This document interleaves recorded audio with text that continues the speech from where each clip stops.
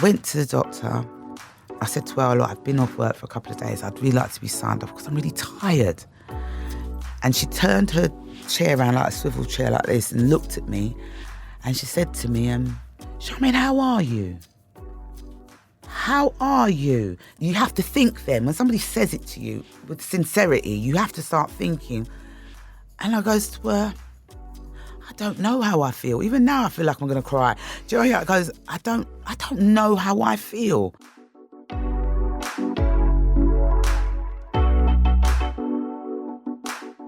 This week's Mad World features my favourite kind of guest, the unsung hero, or heroine in this case, making a difference in our communities. Charmain Bynoe is a housing officer at Southwark Council, who you may have seen in the Channel 4 TV series Council House Britain. The work she does in helping vulnerable people is vitally important, but often overlooked. Now she's written a book, The Estate, which lays bare the challenges so many are facing because of the UK's housing crisis. And I'm delighted to have her as a guest on this week's Mad World. Charmain, welcome. Thank you very much for having me. And the first question I'm going to ask you is the first question I ask everyone. How are you really? How am I feeling at this precise moment? Nervous, I think that's what I could say. Yeah, I'm nervous. But I don't really know whether I'm nervous because I'm here or because for the fact that I was scared that I was going to be late. If I know I'm going to be anywhere important, I need to have a good space of time before I meet those people. And I'm there looking on my Uber thing saying, oh my God, the time. And that's when I started feeling nervous. So I've still come in with that little bit of nerves. And I wasn't like that this morning. Okay. But other than that, I think I'm fine. I'm calm. Having read the book, I suspect calmness is very much a quality that is needed in the job that you do. Definitely. Adaptability. Definitely. Being able to, well, I think the word that like corporate arseholes use is pivot. Oh, the word. God, yeah. But you really are at the forefront of. You see, this is a mental health podcast. Yeah. And you really see it's not just the effects of the housing crisis. You're really at the forefront of seeing the effects of the mental health crisis in this country. Definitely. Because we're the first port of call. How can I put this? When I first started the job as a housing officer, I realised a lot of people didn't even know we existed. It's only that our residents knew because they have to have direct contact with us. And then when you actually start doing the job, you start realising how important you are to all the other services. We're like the mediators, we're the in-betweeners, because we've got the avenue to get in there. A lot of the times we do see a lot of things that go on. And as much as we see those things, people tend to forget that we're human as well. We're not robots. So I've seen a lot of things and I've had to assist with a lot of things that have impacted on me. But then when you're doing the job, you've got to be like a doctor. You've got to put it to one side, because if you get really emotionally involved in that issue or that circumstance, then you're the one that's going to suffer as well. And you're going to be no good to the people that you're trying to help. Do you know what I mean? The book opens with you having to go in to help someone who's clearly quite a difficult person, and you fundamentally in a really unsafe environment. I imagine that that's the tip of the iceberg in terms of the book. There's a whole chapter about this thing called cuckooing. Yeah. Can you talk us through that, because that is mind blowing? Oh well, cuckooing is just like what the word means: taking over another environment. And what tended to happen, especially when I first started in Southwark, and that was back in 1999, and the term wasn't used then. It's not like now we get more politically correct, there's procedures for certain things, so they give them titles. At the time when I first started seeing this, a lot of the times what you'll find is vulnerable people will be targeted by those who want to use their environment, whether to deal drugs, whether to use their drugs in, whether to use the place to house prostitutes or whatever issue that they want. They're not the legal tenant. The majority of the time, they have no connection with the actual tenant. And actually going in and seeing in that environment, especially when I first started, like there's one part in the book where I went in and there were people who'd taken over the flat and they were drug users. And I'm asking for this tenant. And there's no backup. At that time, there was no backup for this. We were going in by ourselves and trying to decipher what was going on. And this person, this vulnerable person, was under blankets. And it was only for the fact that he moved. On the floor? That I knew was there. You just thought it was a pile of blankets? I just thought it was a pile of blankets. And because I kept calling his name, saying, where is he? Where is he to these other people? And then I just, from like my peripheral vision, I could see something moving and then I could see him. And from then, because we didn't have in place at that time any procedures, we had to do everything off the hoof. Yeah. Do you know what I mean? And in that time, I had to go back, get our community police, because we had proper community policing then, where like, the bobbies were walking around and knew a lot of the people on the estates. We haven't got that now. But it was easy at the time to get hold of my community police officer and go back up there, and he could get those people out. Then at the same time, I could be making arrangements to get this person seen to, because I know he's been dealt with under mental health. So he's got a CPN, and you take that role and you run with it. But at the time, there was no one you could go to. I mean, now we have safeguarding, do you know what I mean, where we can refer them to safeguarding, and then all the other agencies descend and they start taking control of it. At that time, there was nobody. It was just us as housing officers who took the lead for that. And then we found at that time there were a lot of cookery, and I think I've been, I can't even count really the amount of cookery in situations that I've uncovered, and a lot of the housing officers as well. And I think now we're probably seeing a lot more of it now again. At one time, there was a lull, do you know what I mean? Because we were on it, and I think people were getting frightened that they didn't want to take over people's houses because housing officers can come in there. And plus, we have a lot of people in the surrounding areas or surroundings of the property or wherever that will give us intelligence. So that helps us as well. The community will help. They will come back and they will give us that information. I was going to say, because it's like you could read it as quite a bleak, obviously, because you are at the rough end of stuff on estates. But what really came through to me on it was the sense of community, because a lot of these people, you only find out about because the good standing citizens who live around them are getting in touch with the council and going, something not quite right here. And then there are people you go and see and they've been terrified for ages. And that sense of community that you talk about, it really comes out. Because it's alive and well. Because people tend to think when you're living on estates, it's all about downtrodden people who are on drugs, people who just want to do antisocial behaviour. It's gangs, it's children who have no good upbringing. All these derogatory, negative things about estates I'm really upset about, because I was brought up on an estate. You were brought up, you lived in one room in New Cross with how many siblings? There was three, myself, my two sisters and my mum and dad.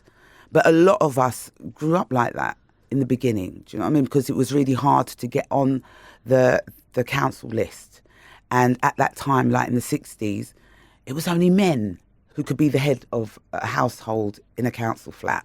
Do you know what I mean? So when my mum was applying, she had to do everything in my dad's name because they wouldn't take her. It's not like now. You can be married, you can apply for a property, get on the application list, and they'll take your name as the tenant, and your husband or your partner could just be an authorised occupant. At that time, it wasn't like that. It was just male-orientated. I think the system just believed that the man could be the head of the household. But in those times, a lot of the times, the woman was the head of the household. Even if she had a partner or a husband, she was taking the brunt of everything that was going on. And the man was going out to work, bringing back the money, and she had to deal with everything else. Like my mum, like my aunts, like a lot of my friends' mothers, we were all going through the same thing. They could, in the 60s, it was very hard for a person of colour to get a mortgage.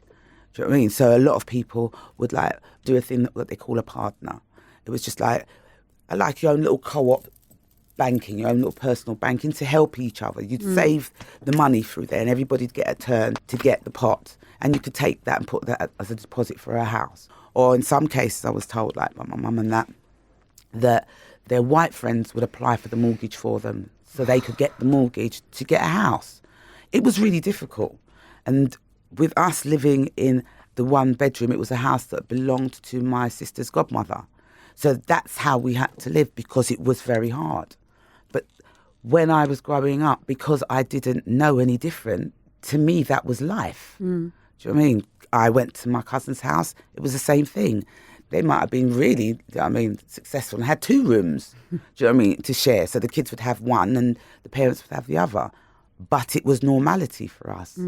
I didn't realise until we finally moved to Sydenham, to the estate that my parents still live on, that actually you could get a place with more than 1 bedroom and your own bathroom. And we had 2 toilets, one in the bathroom, one downstairs. And as children, we were running around excited. And when I look back at it, I said, oh my God, that was sad. Thinking where I am now. Do you know what I mean? I've got my own place. My daughter's got her own place. I don't know anybody who lives under those circumstances anymore, except for tenants who are like in hostels and stuff, waiting to be housed. Do you know what I mean? But at that time, it may seem bleak to people who read it, but it wasn't bleak to us who lived it. And that sense of community you were saying, like we have this very sort of media driven, I guess, picture of, like you said, antisocial behaviour, drug use, all of that. And of course that is present, but that's present in any section of society. That's any community. Yeah, you know what I mean? You could probably go, I don't know, to Edgware. I'm sure they've got Edgware Road. I'm sure they'll have some kind of antisocial behaviour. Well, everywhere, Westminster. Everywhere. But yeah, to talk a bit more about that sense of community and what an estate is to you. Oh my God. When we lived on the estate, I mean, we were the last family in on a new estate, and we were the only family of colour at that time. And coming from New Cross, I didn't see the differences. We weren't brought up to see the differences. It wasn't until I started school in Sydenham that I was told about the differences from other children and how they dealt with me, how they communicated with me. But within my estate, because it was a family estate and practically all the properties had families, there was kids, everything, and we really did get on. Do you know what I mean? We had our bonfire nights and our parents were out there with all the whatever, the rockets and all that, and our mums were making the jacket potatoes, and I enjoyed our time there. I did. People used to knock for us to go and play out. If there was an issue, like I remember our next door neighbour had a flood from her toilet, all the water was coming up, and because we'd had one like a couple of months before, our next door neighbour, I remember her name Margaret, came running over to my mum. Greta, please can you help? My mum's in there. These women are they're not calling no men. Women were doing it. I don't want to sound like I'm being sexist because I do like men, all right? But when it was things like that, and any issue that was going on in different households, it was the women that were running like next door at each other's houses trying to deal with situations. Or if the kids were being naughty or whatever, it's all the mothers. There was an issue like where if I was being rude, my next door neighbour would tell me off. Wouldn't be a problem. And then she'd go and tell my mum what I did. Now everybody's like politically correct. You can't even talk to somebody else's child. But at the time, it was a thing it was the norm. Sort of takes a village to raise a child. That's it. I was just about to say that. Yeah. And that's what it was like. We had our own little village. I mean, what used to happen is if somebody came in who was not being pleasant, you'd find the rest of the estate would gang up on them and say, no, we're not having it here. Whatever you've brought in, our environment's completely different. Do you know what I mean? So you need to stop that. And then they would temper that down and things would go back to normal. And I saw that through all the time I was there. I left home when I was, 23. And it was still a good environment for myself and my siblings to grow up in. We didn't feel scared. There wasn't any issue that we saw. But when you go to the estates I cover and all other housing officers cover, there are different personalities now. Some people really don't care the environment they live in and they don't have the respect for that. And as a housing officer, I try to, underline it to them, whether I have to use the procedures, policies or the law to make them understand.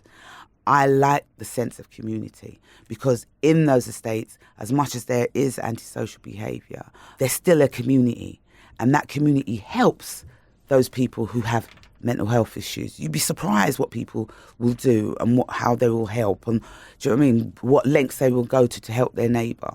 And even people who are dealing with antisocial behaviour and whatever else, even the other residents will try and go and talk to them and try and put things in place for them. It's not all negative.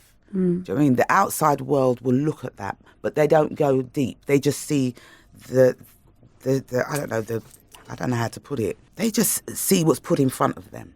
They don't question past that. And what gets me upset is like when the Council House Britain came on, and I saw some things like on Twitter and that. I'm really not a fan of all of that stuff. And then people were saying, oh, this is just another poverty porn. It's not about putting out poverty porn. It's about making you understand that there are other people who are living a different type of life than you are. And it's not that they want to be low paid. It's not that they want to be beholden to a landlord. The majority of people would love to have their own house, but situation deems it that they can't afford that. Right? So when they do get their place, the majority of people look after their home so well. It's not about it being a council property. It's about, that's my home. So when you're turning around and saying, oh, it's all poverty porn, oh, we're looking at people and they're downtrodden, it upsets those people. They're not downtrodden. They're human beings who want a good quality of life, who deserve respect, because the majority of them do not commit crimes. They do not do things that are detrimental to anybody else. They're trying to live a normal life. And they have their children. Their children do go on to go to university, have amazing jobs, have amazing lives. And a lot of those kids don't want to move out of Southwark. They will go on the housing list and get a flat, or they will try their best to buy a house within the environment they grew up in, because that's their support.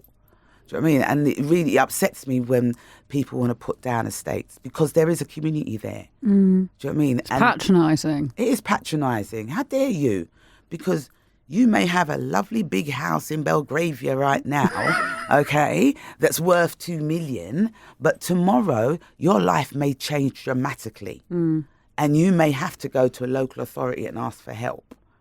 Do you know what I'm saying? So don't judge before you know where you're going to be in your future. Look at everybody as an equal. Look at everybody as a human, no matter what background they come from, no matter what culture they have. They're still human. Do you know what I mean? And when you talk to people, you'll find that actually you can get on with them. Actually, I may be a person of colour. You're a person who is white. It doesn't mean to say we don't have anything in common. We're both women. We both feel, we both love. Do you know what I mean? We both get upset. We both have anxieties. We're both humans. We're both humans. Do you know what I mean? We're not aliens. Even if an alien came down, I'm sure I'd try and talk to them, because I try and talk to everybody. Do you know what I mean? But as long as I can communicate with you in some fashion, we will have something in common. And I just wish, especially the people who rule certain countries, including our own, I wish that they would get that. Stop patronising people because we have put you in a place of power. Listen to the people that you serve. And that's what housing officers, that's what local authority officers try and do. We try to listen to you, but please remember we're human. We can only do so much with what we're given. Do you know what I mean? And a lot of people don't see that. They don't get that. I think that human element really comes out in the book, and your empathy for people. One of the things I found really fascinating was your writing about hoarding. Yeah. Because you sort of say that when you started, it was seen as an issue of like, clean it up. And now there's much more understanding about what hoarding is, which is a mental health condition. Could you talk a bit about that? Yeah, when I first started, like you said, hoarding was just looked at as, oh, this person doesn't know how to clean their house. Oh, they're just collecting a lot of stuff. And initially would go in to try and just clear it all out. But after a while, you'll know that once you clear a hoarder's house, because you haven't addressed the mental health issue, it will come back. Like I said, we didn't at that time, from 1999 onwards, we didn't have any procedures, or we didn't have any psychologists helping. We didn't have anything. So we had to think about this ourselves. So I'd have my hoarders, and I like to talk to people. And everybody who knows me, I talk for England. But I like to talk to people, and then you can find out, hidden in their conversation, what may be going on. I mean, I do have a hoarder, well, a couple of hoarders who were like this. As soon as their children had left home, that's when the hoarding came in. Right. And when you talk to them, you realise they're not needed anymore. There's this hole. So they're looking for something to fill this hole. And they like to buy things. They like to either buy clothes or buy ornaments. So they'll put all their energy into buying stuff that they will never wear. Do you know what I mean? And as you keep on talking to them, you get that sense of, I'm on my own. Nobody needs me. I have nothing else to do. I like going out shopping. I like going up to the West End once a week because I like seeing other people. I like being the part of something because they've retired from work or whatever other reason they may have. But they're using that, I like to go to the West End once a week and do just to look around. But they come back with 3 or 4 bags worth of stuff that they don't need. And then when you're going in to see them, you'll see the bags there. And I can't judge them because whatever they're feeling, that's what's giving them this symptom.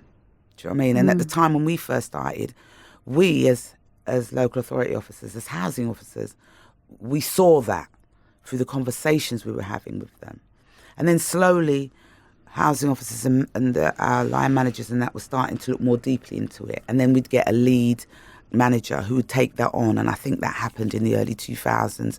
And her name's Lorna, she was brilliant. She started getting in psychologists and psychiatrists and counsellors in, and we were getting training more because we were saying, this is too much for us. How do we deal with this? We're trying our best, but what can we do? Because before they gave us the how-to checklist on what to encourage them to do, we started talking amongst ourselves and said, all right, if we give them little tasks, right, say, all right, we'll look at that little patch over there in the corners, and probably they've got about 400 books. Let's see if we can, give away 2 books. And that would be really hard when you saw that person and would talk to them, go through it with them. And they would tell you, I've had loads of people who have been hoarders say to me, Charmain, I can't breathe. You walk in, and it's not about you can't breathe because it's so cluttered with their possessions. They know all this stuff is there. They don't want this stuff there. But it's hard for them to move just one book because that is their security blanket. And I know that's hard for people to understand about being a security blanket because when you go into some of these hoarded properties, it is dangerous. Do you know what I mean? I mean, that's very clear in the book. A man dies essentially because he gets... Yeah, because he had his books behind his door, and I kept trying to get him to even just move them. Because I said, like, if there's an emergency, how are they going to get in? Because when I go to visit him, I could hear the books being moved from the front door.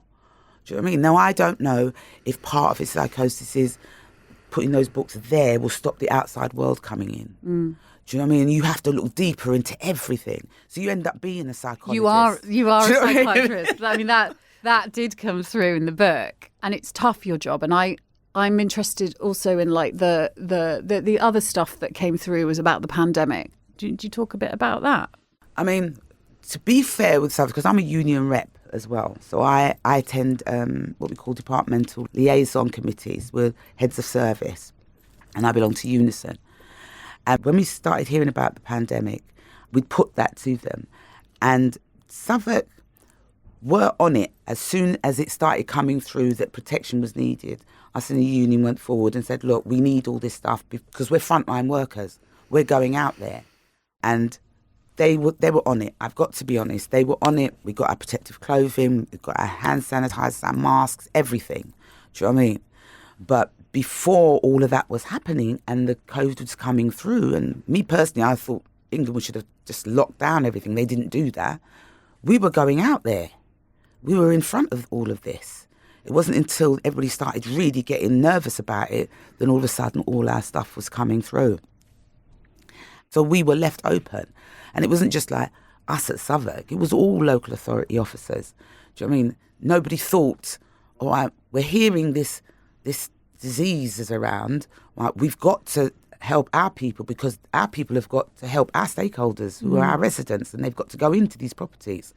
So as a union rep, we made that noise, and Southwark are very receptive with us, and they came back full. That was good. But during the lockdown, as a housing officer, as much as we were working from home, we still had to be out there, because part of our thing was we had to phone all our vulnerables every day. And I think on my vulnerable list, at the time I had about 300. So we had to, and some people had more than me. So basically, even though a lot of our services were like on a lockdown itself, unless it was emergencies, so we had more time to do that. But we had to every week go out and do visual audits. So when we're going out, it was like, you know those westerns, and you see those little bushes that roll in the Tumbleweeds. wind. Tumbleweeds, that's it. I'd be walking into my estate and I'd see like Tumbleweeds. I couldn't hear anybody. You'd hear the odd person shouting, "Hey, Charmain." I'm going, "Yeah," because what are you doing here? You're supposed to be at home. I said, "This is my job." Do you know what I mean? I've got to come out and make sure everything's okay. So I'd have to be going out there looking, checking on everything's okay. But if I can't get hold of the vulnerables that I'm calling, I'd have to go to their house. All right, I couldn't go in, but I had to go and knock the doors to make sure I'd see them alive, make sure there wasn't an issue that they needed. And then I had to address that. So us, like our estate cleaners and the dustbin men, we were not 24/7. That just wasn't our job to do. But then walking around and I'd see people like wave to me, and I'm looking at them and I'm trying to have conversations with them, especially people I know that's got mental health issues. And I'm talking to them and I'm going, "Oh, how are you?" And they go, "I'm fine. It's not nice being in here." I said, "I know." I said, "You can come out and get some fresh air, because where you are, they've got enough areas that they don't have to intermingle with anybody." And I'd get a couple who said, "I'm too scared to come out now." That fright of catching COVID would just take set. They just couldn't come out of their house. Do you know what I mean? They would talk to me through the window, or they'd call me themselves, because sometimes we'd get calls asking us if we were all right. But you'd have to try and mitigate that issue with that person, especially if they got mental health issues, especially if they were elderly and they were on their own. Because my biggest fear was, in lockdown, what if I phone someone today and I spoke to them today and I phone them tomorrow and I don't hear them. They could have gone out shopping, okay? Reasonable. But I'm not thinking like that. The other housing officers are not thinking like that. If we can't get hold of their next of kin could have been going out shopping. We can't get hold of anybody. The fear is they're going to die alone in there. Do you know what I mean? It's just that fear of a person by themselves, sometimes not knowing where they have to go, or thinking, "Oh, I can't phone my housing officer. I don't want it to disturb her." And that's what I was getting as well. When I'm phoning people and I'm saying, "Have you got an issue?" And they tell me, "Oh, well, Charmain, there's this and that's happened." I said, "Well, why didn't you call me?" "Oh, no, because the COVID, because of the lockdown, I thought you'd be so busy. I didn't want to disturb you." And I thought, but this is my job. You have to disturb me. If you don't, then I'm sitting there worrying about you. I have 2 elderly parents who are in their 80s, and I was there bringing down their shopping and anything they needed practically every other day, calling them to make sure that they were okay. These are my parents. Now I've got to be thinking about other people's parents, or people who haven't even got children. And it does impact on you, because I don't want to lose anyone. I don't want to lose my parents because I haven't phoned them or I haven't gone down there. And I don't want to lose a resident who has nobody and who's not answering the phone. And that is on our heads all the time. And we can't show other people, because if I'm showing you that this is getting me down now, I can't help you. You can't see that from me. It just can't happen. And a lot of us do go through things. Do you know what I mean? I want to get onto that first. There was something you said just then about at least the beginning of the pandemic. There were 2 words you said which I thought kind of summed up actually what it feels like the sort of government attitude is towards estates and social housing, which was, you said, nobody thought. And I thought that could be applied as well. You address really powerfully Grenfell and what happened there, even though it wasn't in your council. Yeah. But you write a lot about the fires that have taken place. Yeah. And it was that nobody thought that cladding a tall building in, flammable material might be an absolute fucking disaster. Nobody thought. That's the thing. And that really comes through.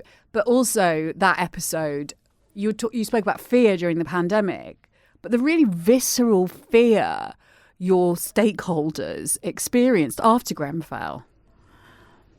I can only go by conversations and the feeling I get, but it was a fact when Grenfell happened, and then we have tower blocks and stuff, everybody started coming back with, well, we've got certain issues in our blocks. It's self-preservation. It's protection. I'd be thinking the same way. I mean, I've never liked a tower block. I know some of our tenants, they would easily go back. The ones that came out of our tower blocks, for whatever reason that we've had to decant them, would love to go back because they love the view. Yeah. Oh, hell no. No. I don't want no view. I will see the view standing on the floor and the ground. My dad lives on the 13th floor of the tower block and he loves the view. No. Who does that? No. I don't even like looking out the window really when I'm in a plane. I don't want to see down. Do you know what I mean? But that's a personal preference for people. And like I said before, it's self-preservation. So everybody was on it. Do you know what I mean? And what of the feedback I was getting, everybody who was in tower blocks, even people who weren't even in tower blocks but were in fourth floors. Do you know what I mean? Because that's still away from the ground. They're still looking around to find out, I wonder if anything's going on here. And then you'd get all these calls about repairs and blah, blah. You don't want this and you don't want that. And do you know what I mean? And we'd be on it. We would be on it. I mean, with us now, we have got a fire risk assessment team. So even before the Grenfell, Southwark were on a thing about ensuring that all communal areas were clear, that we didn't see any kind of clutter. We'd go into garages to make sure nobody's storing petrol, and because you'd be surprised what people store, do you know what I mean, and oil and stuff like that. We were on it well before Grenfell because we have got tower blocks, do you know what I mean? So that wasn't new for me, right, with more things coming through after Grenfell. But as a human being, my automatic thing is, and plus I'm a health and safety rep for the Unison. Yeah. So my first thought was, you're going to house people who are living, breathing humans in buildings. You've got to ensure that it's health and safety compliant. Why are you putting things on a building that can burn so quickly? Why are you putting people in that danger? Do you know what I mean? Why didn't you think of that? Isn't that you're not going to put your child near a lit fire, are you? So if you're not going to put your own child near an open fireplace, why are you putting other people's children? Yeah, other people's children. You're putting other people's children in that area. Fireplace, essentially. Yeah, why are you doing that? You didn't think. Nobody thought. Nobody thought. Do you mean who okayed this? It's not okay. I'm sorry, it just isn't okay.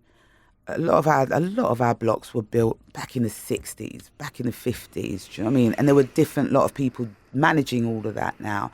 And I do feel sorry for our management that we have now because they have inherited somebody else's issue and they've got to make good what's been left behind. And yeah, it is their job to do. It is our job to do. And our job is to keep people safe in the properties that they're living in.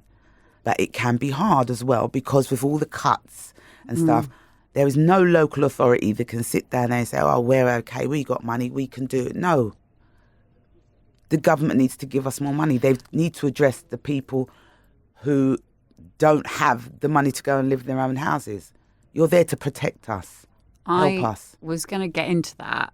There's a housing crisis. In Southwark alone, you have an waiting list of, is it 18,000? Yeah, approximately. It could be more than that now. Yeah. And, you do, as you say in your own words, have a rant about that. I wondered, at the moment there's a Tory, as we do this conversation, leadership. Oh yeah, competition. Right? It is a competition. But listen, that is what it feels like, right? And I was looking at what they've said, the two remaining candidates, Rishi Sunak and Liz Truss, what they've said about housing. And it seems to me that the only things they've really spoken about are how to make houses more energy efficient. But that doesn't really confront, I mean, that is important, obviously, but it doesn't confront the problem of people who can't, even get their own houses at the moment, who are, I think what really comes across, and I think a lot of us take for granted shelter.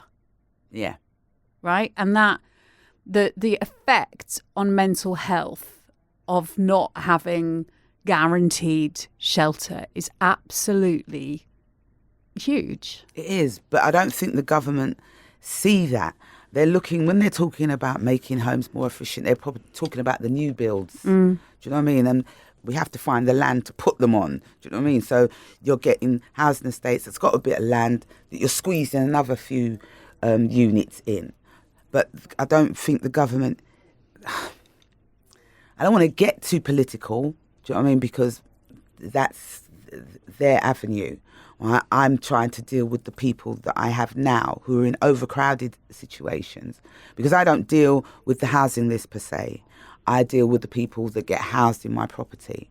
But I still have people call, right, who are in like overcrowded situations trying to get a transfer. And I have to tell them, well, there is nothing at the moment. You're just going to have to try and keep bidding. Before, they could pick some really nice looking places. Now you haven't even got that luxury. You have to look at the space you need. And a lot of our, like I said before, a lot of our properties are old.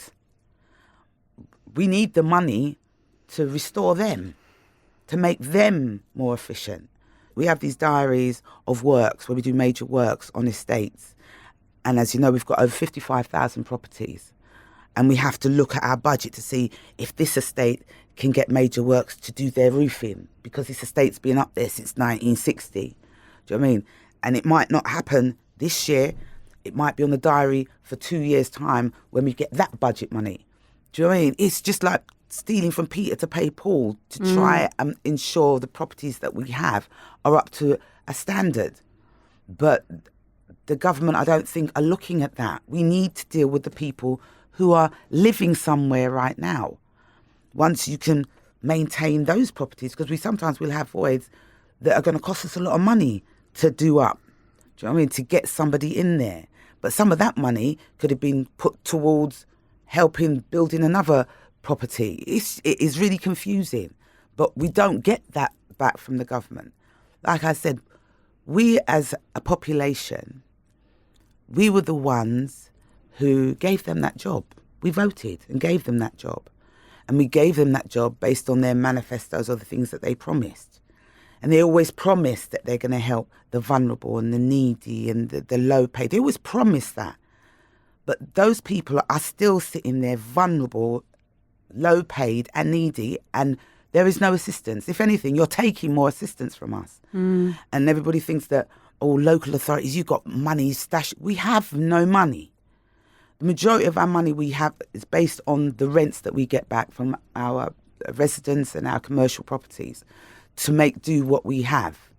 But when you're talking and you're trying to talk to these politicians, and this is just my opinion, I think a lot of them just go into politics because they want to feel powerful. They're not saying, well, I want to go in there because I want to help you because you're on low income, you're a woman that's fled domestic abuse, you have like 3-4 children. Do you know what I mean? You can't go back to work because some of your children are too young, that you can't get them into nursery because you haven't got the money to pay for the nursery fees, or you haven't got the tick box to get them into a free nursery place. These are the people that need the help. But what you're doing as a government, you're taking all that help away from them. Sure Start, all those things, youth clubs. And then a lot of people want to blame the parents because the kids are out there in gangs and doing antisocial behaviour. But what have you put back in the community? What have you given to the community to help them? They're not looking for handouts. They're looking for assistance so they can help themselves. Do you know what I mean? It's all right giving people bread, but it's better to give them the grain to make the bread.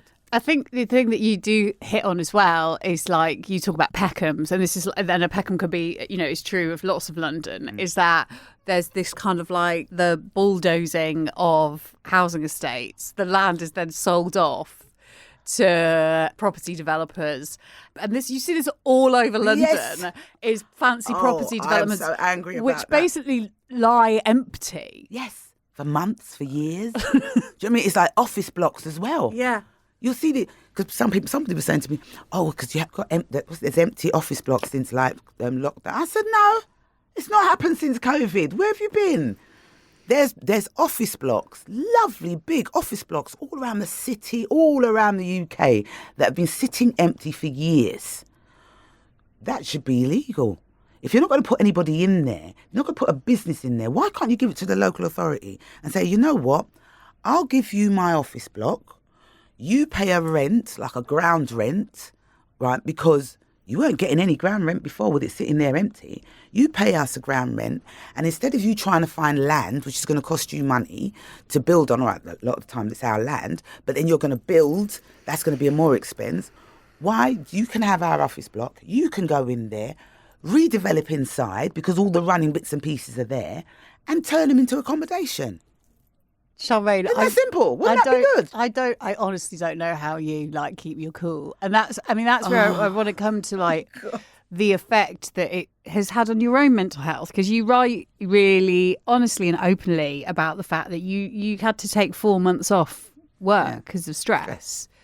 But that like the physical manifestation of that stress was really strong, wasn't it? It was. And I didn't realise I was going through stress. I didn't, because you don't always recognise it. You think, everybody has a healthy amount of stress. Do you know what I mean? When you're doing a job and you're trying to get the deadlines and all those kind of things, then afterwards everything peters out and you're cool. But with this job, like I said before, you have your own personal issues, your own problems that you have to deal with. Then you have to come into work and you have to deal with everybody else's problems.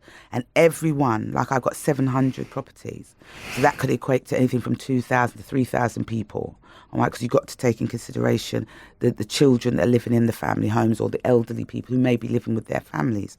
So I have 2,000 to 3,000 people I have to be aware of. So when they're coming with their problems, even though to me their problem might be, it's a minimal thing, it's just like a non-issue, it can be done in 5 minutes. To them, it's a stressful situation, it's such a major problem. And you've got to learn to calm them down and say, look, I'm going to try my best to get a resolve. Putting all your personal problems to the back of your head. And then when you've dealt with their problems and you're leaving work, then there's still problems there. And you're going home trying to deal with your own problems. When it got to that stage, I got to the point where there was nothing in my head and I couldn't describe it to anybody. I say in the book, my area manager came to me and he goes, Charmain, how are you? And I looked at him and I said, when there's nothing in your head, you can't hold anything. He went, okay. Yeah. And he just wandered off. And I just went back watching, the computer was watching me and I just sat there. And at that time, I was an income team leader. I had like 500 other officers under me. And this was about rents at that time. And I was dealing with rents and going to court and trying to help people as well. It's not about evicting people because that's what they think we do. It's about sustaining their tenancies. And that's what we try to do with them. And I was dealing, as soon as they came to me, I'd deal with their problem or whatever query they had. And then I'd just go back to looking at this computer. And they're literally... I wasn't thinking. There was no thought. Do you understand what I'm saying? Like in a sort of catatonic state? Yeah. I couldn't even think about why am I feeling like completely this? Numb? Numb. Yeah. Completely numb, yeah. Completely numb. Yeah. Do you know what I mean? And I remember saying, I think maybe I might be tired. So I think the following week, I phoned up and I said, I'm not coming in right next couple of days. I'm really tired. Right, and they said, fine. When it got to that was the Monday, when it got back to the Wednesday, I go, you know what, I think I need to get myself signed off because I really am tired. Went to the doctor and I sat down. I said to her, look, I've been off work for a couple of days. I'd really like to be signed off because I'm really tired. And I noticed that she had the pen and the paper, then she put it down and she turned her chair around like a swivel chair like this and looked at me, and she said to me, Charmain, how are you? And I looked at her and I was, what do you mean, how am I? I said, I'm just tired. She goes, no. How are you? It's like the first thing you said to me. Do you know what I mean? Mm. And it makes you you have to think then. When somebody says it to you with sincerity, you have to start thinking. I had to start really pushing back this space, trying to get into my brain to say, all right, describe how you feel, Charmain. How do you feel? Come on, think. And I goes, well, I don't know how I feel. Even now I feel like I'm going to cry. Do you know what I goes, I don't know how I feel. Mm. And all of a sudden, it was like water was just coming out of my eyes. I wasn't weeping. I wasn't like, oh my. It was just water. It's like somebody opened these floodgates and the water, and I'm doing, like, wiping my eyes. I'm going, I'm so sorry. I didn't mean to be crying. She goes, no. I goes, oh no, I'll be out of your hair now. I said, because the surgery was full that day. And she goes, no, they can wait. She goes, you're going through something, right? She goes, what's going on with you? So when I'm talking to her, it was just coming out like an overflow. It was just coming out. And then she said, Charmain, I'm going to sign you off. I goes, oh no. I said, I've got a lot. She goes, let's get this thing straight. She goes, where you are at now emotionally, because it was also one of my friends had died and I didn't feel anything.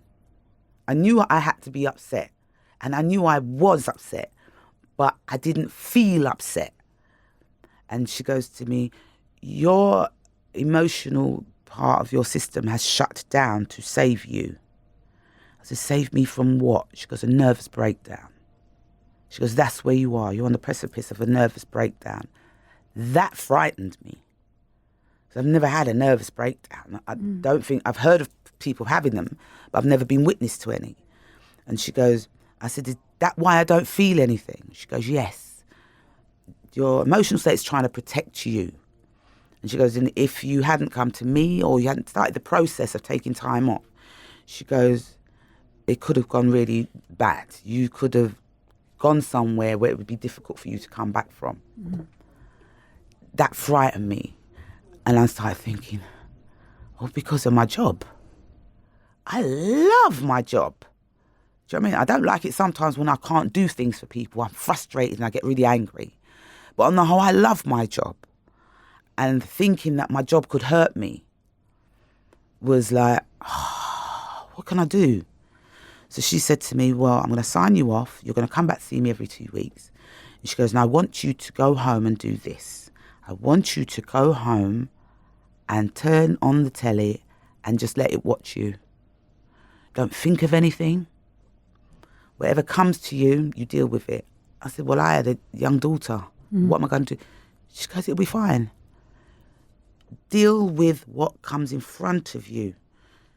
Don't try to deal with everything in your peripheral vision. Don't. And then she arranged for me to get counselling through the surgery. And it was a slow process. But I felt so relieved when she said all this and when she put things in place for me so I could hold on to, I can get back. Because I've got a daughter, she's young, and I don't want her to be privy to that kind of information. Do you know what I mean? I want her to grow up healthy and happy and understand her own mind. And I don't want her to have to be looking at her mother who looks like she's going off key. Do you know what I mean? So I went with the process. Whatever my doctor told me I needed to do, I followed it. I went home, I sat there, I turned on the telly, and I felt relieved. It really got to me at one point that after about 6 weeks, we have this part of our procedure that we have a home visit by HR and our line manager, not for any penalty, just to see that we're okay and if there's anything that they can put in support for us. Because I have to be honest, Southwark, they put things, if you need something, they will do it for you, right? And I won't knock them for that. But I didn't want anyone to come to my house, so you can go into any kind of neutral place. But I said, I'll come back to the office. And I remember the morning I woke up that I had to go there, I had this migraine that was just, oh my God. I felt like my head was going to explode. And I thought, no, I'm not going to put this off. I'm going to go. Got to the office, migraine still pounding. I was there with my union rep. They're going through anything I need for support, blah, blah, the same old process. There's nothing really. The doctor's telling me what to do and da-da. When we finished, I said, all right, I'm going back home. Still had the headache. As I walked out of that door, the headache went. It just disappeared. This overwhelming migraine that could have killed like a 6-foot man because my eyes were like this. It went as I walked out of the door. So I had to see my doctor the following week, and I told her what happened, and she started laughing. She goes, there's your proof. There's your proof. It's work-related. Your migraine came because your mental state knew you were going back to work. You were going back into that building. So, I don't know, subconsciously, it was just like... Your body reacted. Yeah. That is, I mean, that... Bad, isn't it? That is bad, but I think it would be incredibly relatable to a lot of people. So I want to know, kind of bringing it to the present day, Charmain, what do you do to prevent? Because it's hard. It's like it's boots on the ground. It's really stressful. So how do you look after yourself now? And what would your advice be to anyone out there who's in a really stressful job that perhaps doesn't allow much time for their own self-care, and they spend a lot of time looking after other people, but they're not expected to in any way look after themselves? Yeah. What would you say? All right.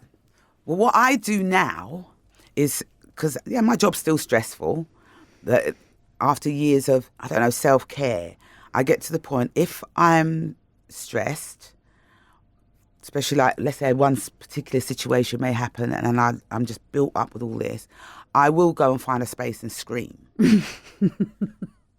I know, it might sound a bit mad, yeah? No, but listen, mate. You were on a podcast called Mad World. We are a safe space for screaming. We can do it now. Oh, my God, you don't want to hear my scream. Yeah, but my screaming will come out with expletives. A lot of us do it. And that's what I say to people. If you're stressed, first of all, it's a physical build-up. You feel that, I'm going to punch somebody. You know when you hear that expression, oh, that manager has done that, I'm going to punch him. No, don't punch him. All that's going to happen is you're going to lose your job. So, right, and what I do is bring a bit of humour into it. I said, go and find a space. Go in the toilets. Go anywhere where if you don't want anyone to hear you. And you scream at the top of your voice and start cursing. I will scream and curse the person who upset me at that time. So I get the physical part out, yeah? So I've released that bit. And then what I will do, because I work in a team environment, I will ask somebody, look, I really can't deal with this right now. I'm not in a place where I'm thinking properly.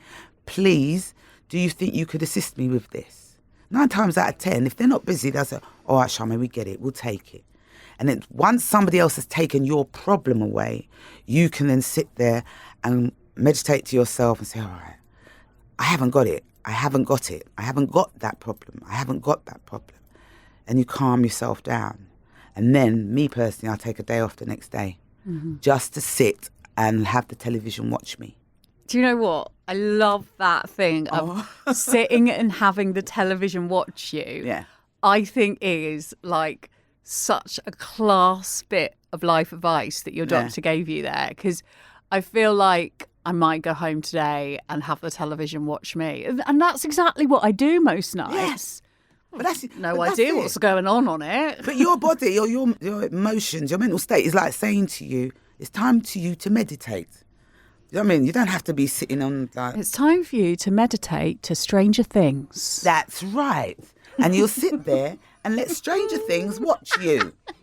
Oh, no, I don't want anything in Stranger Things watching me. No, but you know what I mean. Now I'm even more stressed, Charmain. No, but you could be there looking at this television. You're not even looking at it because you know what? Your mind just goes into numb mode. Yeah. When you're stressed at work, you've really got to try your hardest not to bring it home with you. Because I got to a point when I was coming home, my daughter would be running, Mummy, this is what happened at school. I said, you know what? Mummy's going into the kitchen now. Mummy doesn't feel too good. She needs to have a fag and a cup of tea. I mean, you have the same approach to parenting that I do. Right? And I said, if you go in the front room, you sit there, allow Mummy to have 10 minutes with her fag and her cup of tea, right? She'll come out as Mummy. But if you talk to Mummy now, Mummy is more like the Grinch. Yeah. Yeah? And she got that. And it got to the point where it was a regular thing. I'd come in and she said, oh, Mummy, are you Mummy or the Grinch? I said, I'm the Grinch. She goes, all right, Mummy, go and have your fag and your 10 minutes. It was brilliant. I had her trained. Do you know what I mean? That's it. You go in and you de-stress yourself in the kitchen with your fag, curse out who you want to curse out, because it's not fair for your child to see that stress, to have that, the outpouring of that, to witness it. So I'd go in there and de-stress. And that's what I say to people now as well. I give myself a set time when I turn off that computer. Right? If I've said today, I'm going to turn off at 4, believe me, I'm turning it off at 4. Because if I go past that 4, then I start getting stressed. Because I don't need to be doing work no more. So you keep to your own timetables. Mm-hmm. So if you say, no matter what's going on, because nothing's life or death, and if it's life or death, you can deal with it straight away and your adrenaline will come into it and you'll deal with it. But if it's not life or death, 4 o'clock, 5 o'clock, 6 o'clock is the time I'm going off today. I'm going home for my fag, my cup of tea. That's it. And to let the telly watch me. Sounds like a little rhyme, doesn't it? It did, yeah. Charmain, I've got one final question for you. Yeah. One final question for you, and I hope that you're going to answer it in the way that I want you to, which is... Okay. Can you be Prime Minister? Oh, of course I could. Oh, no. Oh, my Lord. Listen, I would put up the taxes on all those big conglomerates. Those people like to take the tax breaks from us. Oh, my God, you're paying money, mate. Listen, I'd put a lot of females into power because have you noticed? These men are fearful of the power of a woman because we are carers. Whether you're maternal or not, you still have some kind of caring element within you. And we care about our environment. We care about each other. You will find that the women who rule a country, an island, have a more caring way of dealing with things other than the men in power. And I'm sorry, I will stick by that. Men and man-made things never work appropriately. Well, Charmain, let us hope that you are right. Should we get a different female Prime Minister in a month's time? Yes. Charmain, you are absolutely fantastic. Thank you for coming in. The Estate is out now. Go and get it. It's brilliant. And so are you. Oh, thank you so much. And so are you. I've enjoyed this.